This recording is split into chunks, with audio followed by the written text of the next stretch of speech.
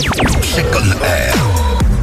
Check Ivan réinvente la radio tous les jeudis soirs entre 18h et 20h dans Check on Air. Et dans cette émission, particulièrement, on est très porté sur ce qu'on appelle aujourd'hui le fact-checking. C'est en fait une façon de confronter ce qui a été dit lors d'un passage précédent et puis ce qui est dit aujourd'hui. On va d'ailleurs faire un petit bond dans le passé.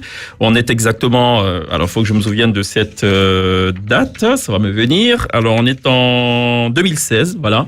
Et cet auditeur vous interpellait sur la situation dans la zone côtière, singulièrement dans la région de Bassam. On l'écoute. Je suis opérateur économique sur la piste d'Azuretti et je parle donc en mon nom et au celui des autres opérateurs des hôtels, des restaurants qui sont établis ici. Donc Azuretti sur la piste est une commune du Grand Bassam. Évidemment donc parce que nous croyons beaucoup en ce site, surtout sur le plan touristique. Mais nous avons beaucoup de problèmes sur le plan insalubrité et puis d'assainissement. Et c'est un petit peu pour ça que je m'adresse aujourd'hui à vous, Madame le Ministre, parce que comme vous le savez, je pense que nous payons tous une taxe sur les enlèvements d'ordures sur la facture de CIE et nous avons ici des tonnes et des tonnes et des tonnes d'ordures sur cette piste qui jonchent bien sûr cette piste qui empêche nos clients de passer.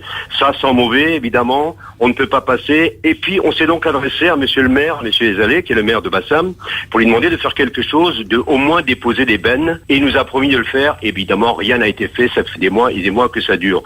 Donc je m'adresse un petit peu à vous, Madame le Ministre, parce que je sais que vous travaillez beaucoup sur ce genre de dossier. Il y a bien sûr des quartiers défavorisés, mais là c'est quand même un quartier touristique, il y a beaucoup d'opérateurs. Oui, je voudrais remercier donc Monsieur Corr pour partager en tout cas nos préoccupations. En ce qui concerne donc la présence de déchets sur la piste d'Azuretti là, et je vais donc en référer à la structure donc qui est en charge de ces questions. Il s'agit de la Nature, qui verra si un opérateur donc est commis dans la zone. D'accord. Et qui va l'interroger donc sur les raisons de la présence de ces ordures, mais je pense qu'il faut qu'il se rassure. Je vais regarder la question, je vais instruire mes services, on essaiera de comprendre davantage. Je suis d'accord avec lui pour dire que ces sites touristiques méritent d'être protégés et méritent d'être mieux présentés. Donc, les ordures sont faites pour être déplacées et transportées. On fera en sorte qu'elles n'existent plus là. D'accord. Voilà, ça c'est ce que vous disiez il y a 2 ans. 7 mois, dans le cadre de cette même émission Check on Air. On va voir si, entre-temps, donc 2 ans, 7 mois après, si les choses ont évolué, on va réécouter justement ce même opérateur.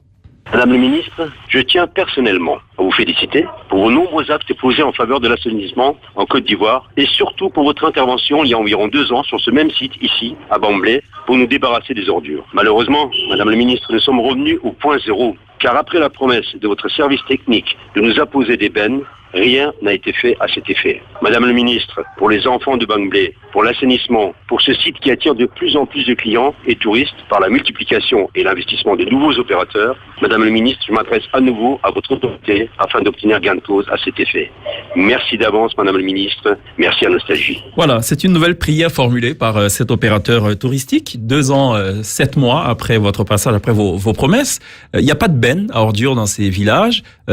Puis, à Assini, qui est une zone mondialement connue pour justement ce qu'elle offre comme attrait touristique, parce que entre mer et lagune, donc il n'y a pas de benne. Les populations sont obligées de procéder elles-mêmes à l'enlèvement des ordures, à soit procéder à de l'enfouissement ou à les brûler. Sauf que la mer étant rancunière, ou quand il y a des montées d'eau, ces ordures refont surface. Qu'est-ce qui est prévu d'être fait et pourquoi la situation ressemble à cela? Je voudrais remercier donc notre auditeur et dire que c'est vrai qu'il a reconnu lui-même.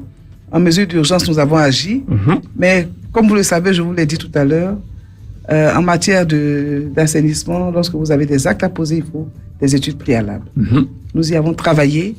Un opérateur, et ça c'est une bonne nouvelle, un opérateur est désormais affecté donc à cette zone, toute la zone touristique donc de Grand Bassam jusqu'à Aboissou. D'accord. Donc, y compris à Assini alors. Y compris à Assini. Cet opérateur est en train de se déployer. Il a ses camions qui sont arrivés et donc il avait des difficultés au port.